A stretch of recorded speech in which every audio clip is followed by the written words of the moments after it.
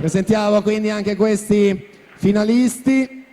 Alla 1 Marco Pizzol, nottoli nuoto 74, alla 2 Filippo Biasin, Idros, 3 Nicola Lorenzetto, nottoli nuoto, alla 4 Lorenzo Giuseppe Ciancia, Rarinantes Torino, alla 5 Matteo Lucioli, Vissauro, 6 Mattia Vianello, Sporting Club Noale, 7 Nicola Bruno, Vissauro, 8 Giosuè Rocco, Zeus Lab, Montebelluna.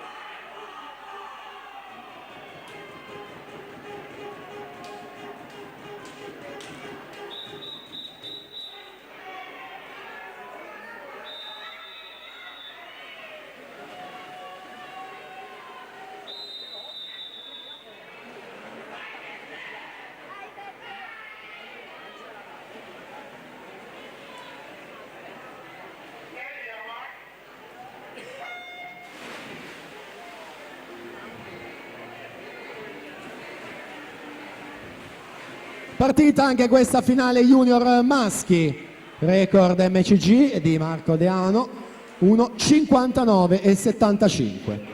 Miglior tempo in batteria Lorenzo Giuseppe Ciancia, Rarinantes Torino, 2:6,50.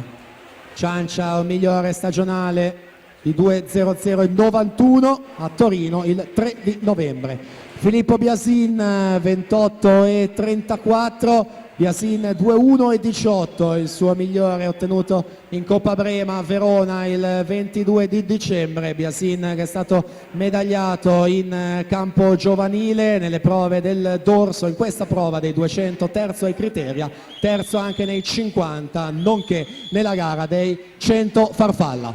Prossima virata, quella dei 100 metri, vediamo la situazione con Biasin in corsia numero 2, attenzione anche alla sesta corsia di Mattia Vianello lì vicino per Sporting Club Noale. In acqua anche Lorenzetto in corsia 3 per il nottoli nuoto, anche lui medagliato ai Criteria di Riccione in questa gara dei 200 dorso, secondo anche sui 100 farfalla. Torniamo alla vasca perché siamo ai 150 metri con Mattia Vianello al comando in corsia numero 6, quindi Lorenzetto in seconda posizione, poi Biasin e Ciancia a caccia di una medaglia in lotta al momento per la terza posizione.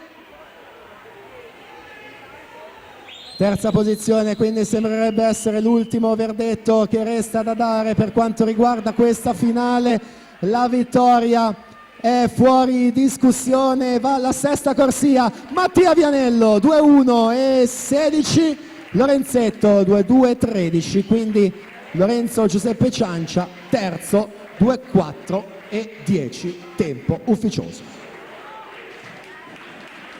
Prossima